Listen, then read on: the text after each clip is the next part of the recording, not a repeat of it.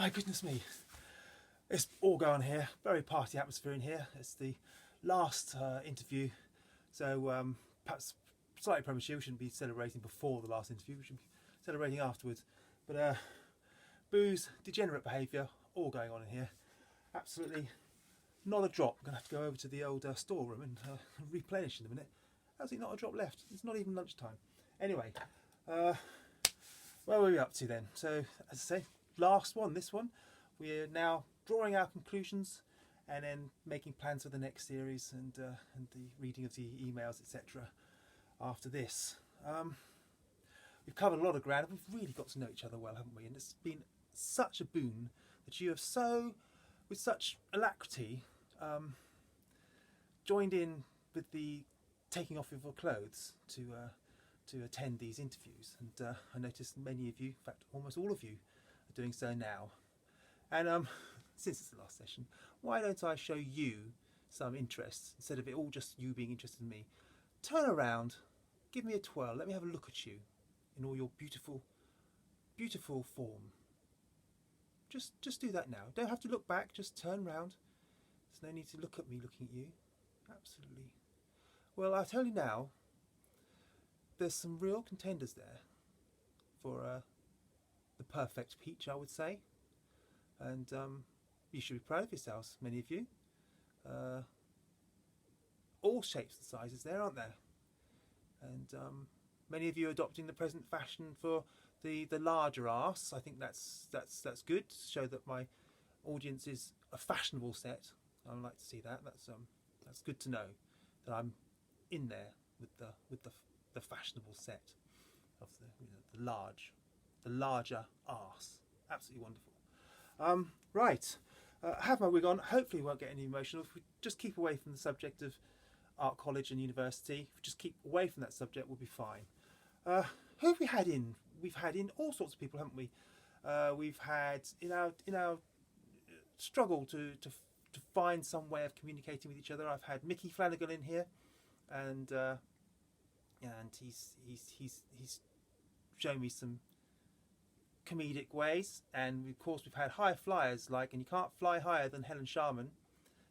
She's been in here, and as well as her jobs tidying up the kitchen up in space, she's also, and I've just remembered, she was here earlier today. She brought me this.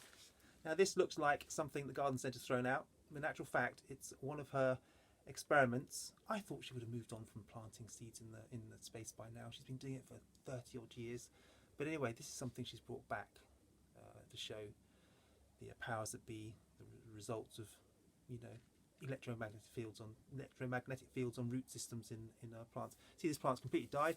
The roots, here's some of the roots, and here's the other end of the plant. They don't know what they're doing. Obviously, no magnetic field's been applied here, and it's died as a result.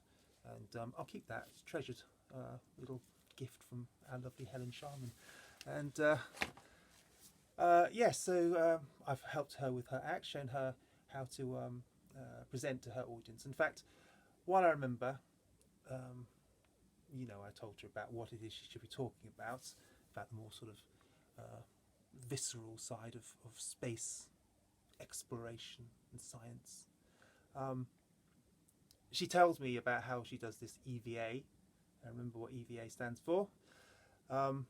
She was doing EVA and she was cleaning the windows. And I've also gone on about why she cleans the windows. Anyway, she said, and this shows how much I've changed her act. She said, on her next act, she's going to go on about her doing the EVA in a pink suit, and she's going around the windows, and there's inside. You can see the dirty Russian bastards all just lounging around doing fuck all, and she's going to just go like this, like that, as she floats past, and then on intercom, she'll say, "Look, I came out. Well, I only came out, but look at me now. I'm out."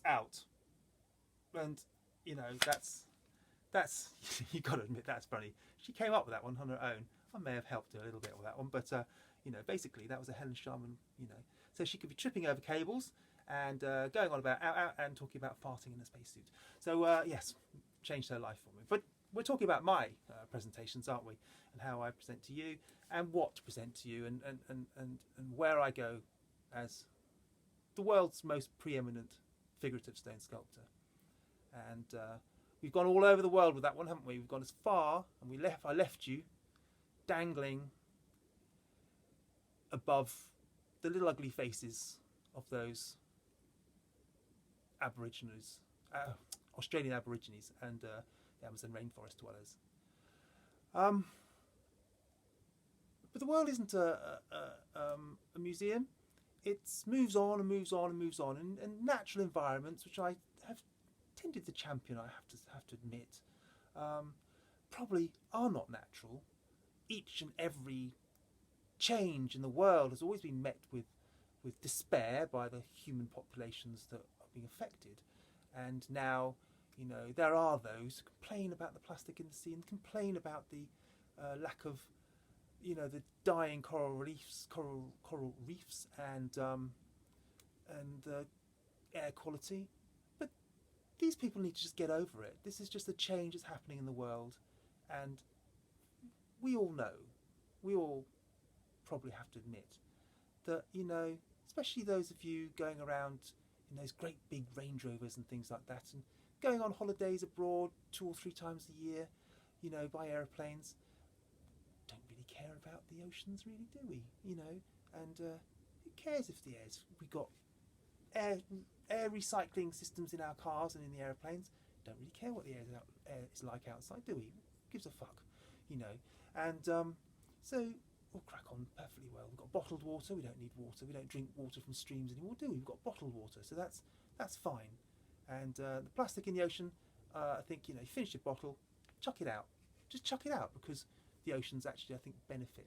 At the moment, historically, the oceans have been full of bitey things that just eat you, poison you, prick you, sting you, and really, who wants that? So fuck them. Let them swim in our plastic. So anyway, and likewise, I saw a program where this rather supercilious gentleman from the BBC, no doubt, was walking around the streets of Bangladesh and going on about these people, these kids, youngsters, who were eking out. He kept saying they're eking out their living, and he was suggesting that the way they were living was wrong, and that they should be ashamed of themselves and pull themselves out of the mire. And I looked at them and I thought, all I can see is happy faces. And they're only grumpy, they look a bit grumpy when he starts telling them that they should be unhappy with their life. But before that, they were smiling, they're leaping about the streets, up and down in the rubbish tips, getting things out of the rubbish tips and selling them, and repurposing things, and just having a wonderful time, really. And their bodies were beautiful little live creatures, full of energy, and their intellect was quick, sharp, and athletic, and he seemed like a lumbering dinosaur in comparison with these quick-witted little creatures living in the streets of Bangladesh. It occurs to me that that's probably the future of mankind, as we get rid of all this bloody resource that we have, use it all up.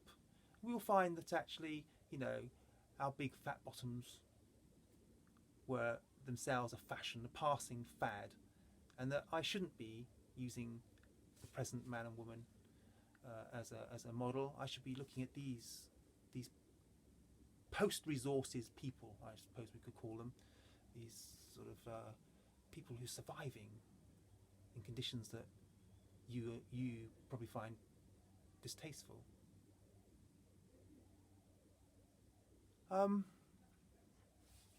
But I haven't got I can't be bothered, can't be asked to go off to these countries to study these people. And I thought, and as I said before, let's keep things British, and I think that's something that should remain. So I've looked as far north as the Falkland Islands and Scotland and the Shetland Islands and Wales, and to our home counties, and of all the many, I don't know how many is it live in our country, many thousands anyway. Sure, there must be loads of, 1 or 2 certainly, with a bottom that can be described as the perfect peach. And I study in the same way as I stand or sit in judgment of the swimmers. Remember I talked about them at the, when I'm mucking in and doing this little part-time job as a your attractive lifeguard, I stand with my bicycle and survey the scene at the car park on these great big supermarkets, because you all go to these supermarket places, don't you? And I see you kind of fall out of, you open the door of your great big cars and you sort of fall out. You have trouble with your feet, just like a newborn foal here on the stables. When it's deposited from the mother's womb onto the earth, it staggers about, can't get up very well. It doesn't have much control over its feet. Likewise, you guys, when you get out of your cars, and you send a young member of your family off to go and get these, they're ostensibly, they're called shopping trolleys, but I suspect they double up, they certainly appear to double up as a sort of one of those four-footed walking sticks that you see very old people sometimes using with the wheels on.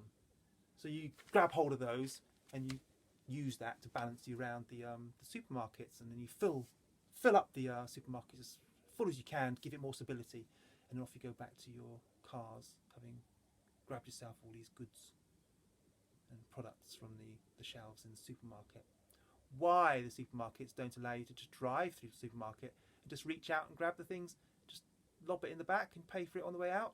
I'm sure technology could allow that. You just scan the car as it goes out and it knows what you've got in there, and off you go without having to get out and all this bother with rain and staggering about on your feet in the car park. Anyway, that's possibly what will happen in the future. So anyway, but I suspect, because most of the bottoms that I see are, well, they're rather wobbly, big fat bottoms, which, don't get me wrong, lovely, absolutely lovely, and I could, go on for the rest of a whole series extolling the virtues of these big fat wobbly bottoms that you all have, and I think, what's wrong with that? But I suspect it's a passing fad, a phase, which will one day be, oh dear, I'm out of time, seen as no longer in fashion. So I am going to focus on these slimmer sort of poor people's bottoms, I think, and has been suggested, I far too modest to sort of think of this myself, but it's been suggested that I, like Rembrandt, who did lots of self-portraits, I think possibly maybe I should consider my own bottom, for it is a bottom that lives a life very much like the Bangladesh kids, eking a living out of the bits and pieces that are left behind by people with larger bottoms. And so I think, in conclusion, I think that's the way forward. Discuss it a bit more in future the YouTube performances, and the next time it'll be questions and answers. So I've got lots of emails from you guys and the texts and things like that, and we'll have a good old session with that. But that's the end now of this James and the Giant's Peach. I hope you've enjoyed the performance. There's little things that are going to pop up on the screen for you to sort of write down, I suppose, and then I'll see you next time. No need to turn up naked next time if you don't want to, but you can. You're more than welcome to. If it's warm enough, that's fine. But anyway, for the time being, that's all. I'm going to go back over there and see if I can find another bottle or two. See you later. Bye bye.